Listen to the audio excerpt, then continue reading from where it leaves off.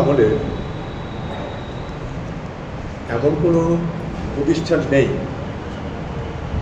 বাংলায় যেখানে তৃণমূলের দুর্নীতি হয়নি, লুট হয়নি, ডাকাতি হয়নি, দুর্নীতি হয়নি।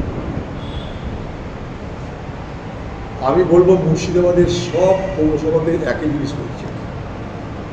শুধু লালবাগটা, বহরমপুর কেন বাদ যাচ্ছে? যেখানে তথ্য প্রমাণ দিয়ে আমি দেখিয়ে দিয়েছি যে পরিবারের শাশুড়ি কোটি কোটি টাকার কাজ পাচ্ছে বেনিয়মে। আমি দিল্লি থেকে টাকা স্যাংশন করে দিয়েছিলাম এখানকার ডাম্পিং গ্রাউন্ডের জন্য, সেই টাকা পর্যন্ত তার শাশুড়ি কাজ করছে সামান্য টাকার বিনিময়ে। পুরো তছনছ হয়ে গেছে, পুরো টাকা পুরো দুর্নীতি করে এই বহরমপুর শহরে কোটি কোটি টাকা, একটা দুটো না, কোটি কোটি টাকা লুট হয়েছে, তছরূপ হয়েছে।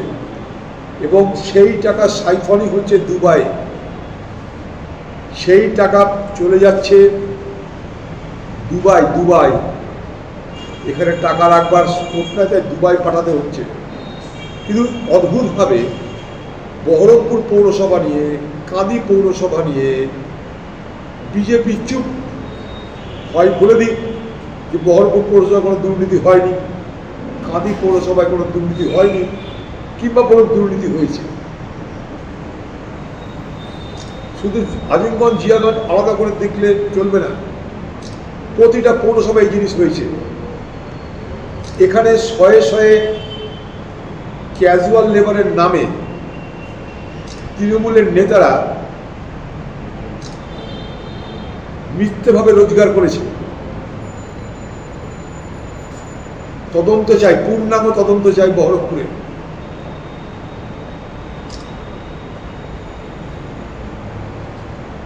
আর ডিম মারার গল্প করে লাভ নাই। আমরা চাই প্রকৃত তদন্ত, প্রকৃত অপরাধী, প্রকৃত সাজা। দুটো ডিম ছুঁড়ে খবর করার মধ্য দিয়ে কোনো বাহাদুর আছে বলে আমি মনে করি না।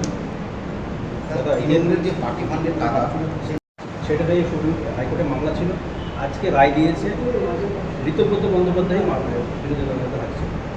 কে পাবে জানি না, হাইকোর্ট যখন বলেছে তখন কিছু কারণে বলেছে, কিন্তু সবটার মধ্যে কিন্তু নৈতিকতার অভাব স্পষ্ট। ওটা বিষয়টার মধ্যে একটা জালিয়াতি স্পষ্ট।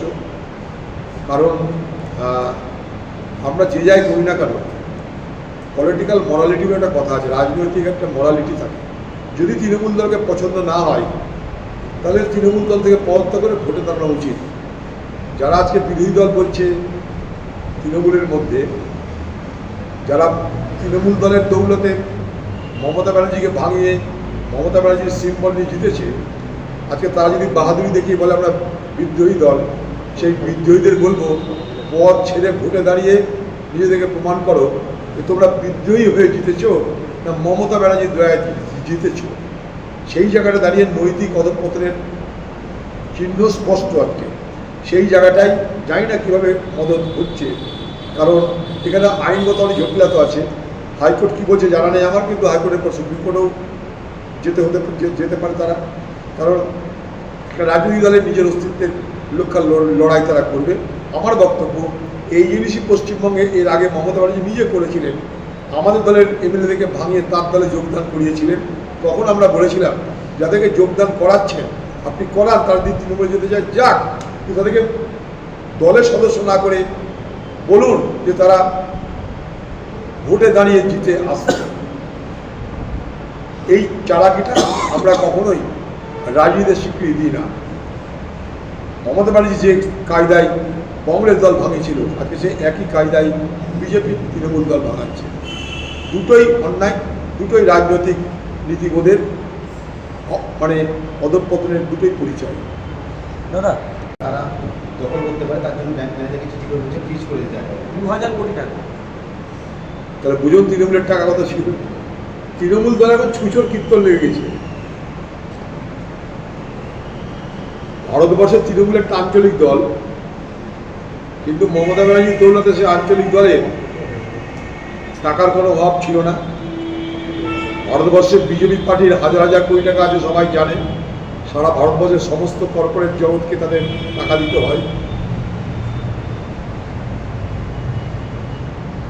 কিন্তু এটা আঞ্চলিক দলের এত টাকা কোত্থেকে আসে সেটা কিন্তু বড় তদন্ত সাপেক্ষ ব্যাপার। এখন সেই টাকার মোহে তৃণমূলের নেতাদের মধ্যে গোষ্ঠীতন্ত্র শুরু হয়েছে। টাকার মালিক কে হবে, লুটের টাকার বখরা, ধান্দার টাকার বখরা নিয়ে মারামারি শুরু হয়েছে। দাদা, প্রাক্তন মুখ্যমন্ত্রী মমতা